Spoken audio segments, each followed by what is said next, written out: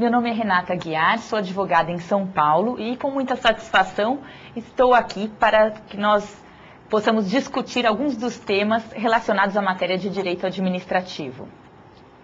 Antes de abordarmos o tema desta aula, gostaria de dizer algumas poucas palavras sobre a importância prática do estudo do direito administrativo voltado para o exame da OAB.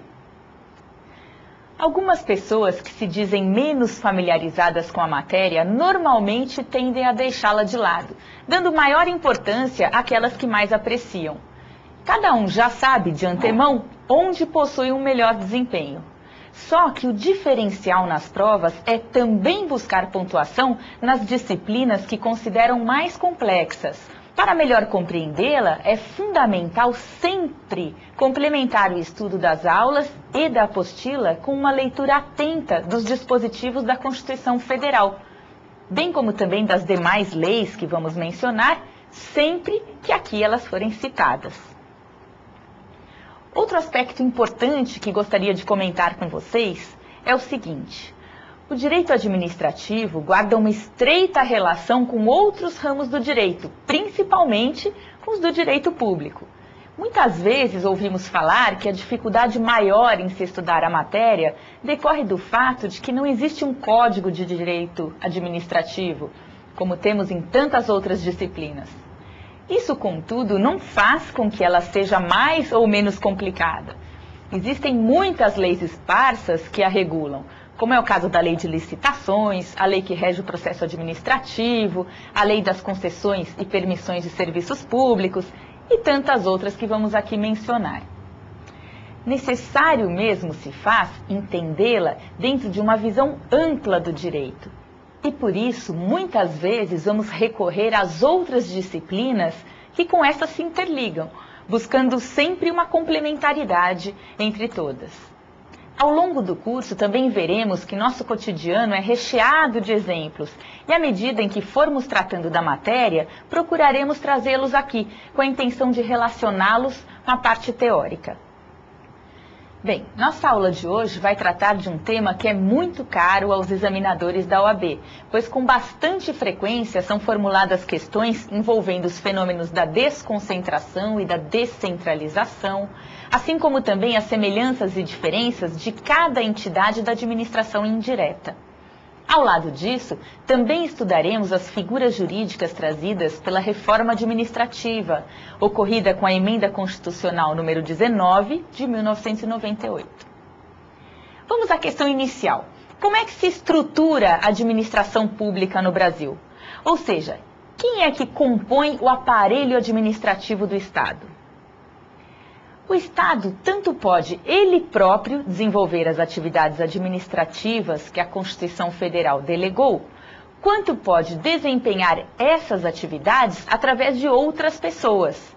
Neste caso, ou o poder público cria por lei outras pessoas jurídicas para desenvolverem determinadas atividades, ou transfere aos particulares o exercício de tais atividades. Anotem uma coisa: o Estado não transfere a titularidade dessas atividades aos particulares, mas apenas o seu exercício.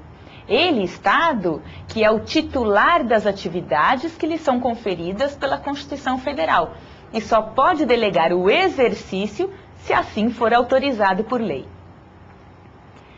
Quando o próprio Estado desempenha tais atividades, ou quando por si mesmo presta determinados serviços, ocorre o fenômeno da centralização.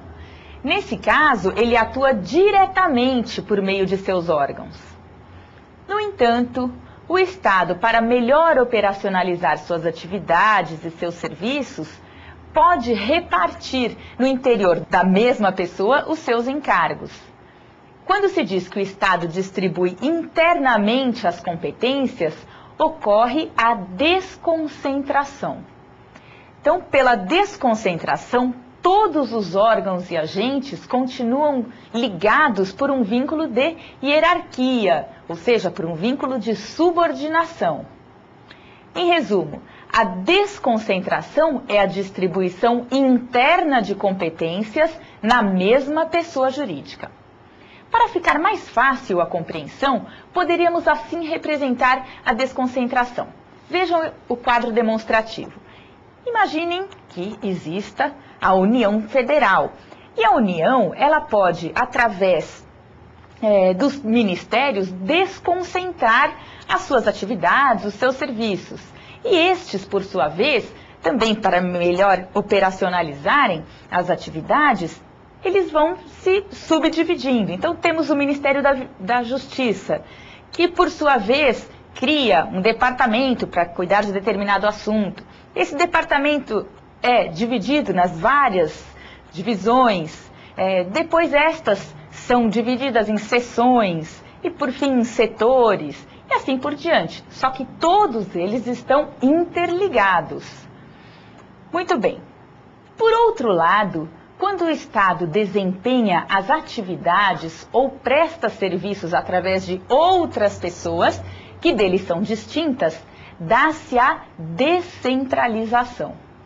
Assim, o Estado, ao descentralizar, atua indiretamente. Neste caso, estamos falando de pessoas jurídicas distintas. De um lado, tem-se a administração central e do outro, a pessoa jurídica descentralizada, que por lei vai assumir determinados encargos. Quando ocorre a descentralização, não há nenhum vínculo de hierarquia entre a administração central e o ente descentralizado. O que passa a existir é um controle, também chamado tutela, feito pela administração pública, em relação à pessoa jurídica descentralizada.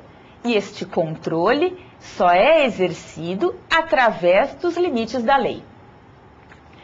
Esse controle se justifica porque, uma vez criada determinada entidade, o poder central lhe transfere a execução de determinados serviços. E estas pessoas jurídicas, para desempenharem a incumbência que lhes foi destinada por lei, têm personalidade jurídica própria, têm patrimônio próprio e auto-organização, motivo pelo qual devem ser fiscalizadas, a fim de que o Estado verifique se os seus atos estão mesmo dentro daquilo que é previsto em lei.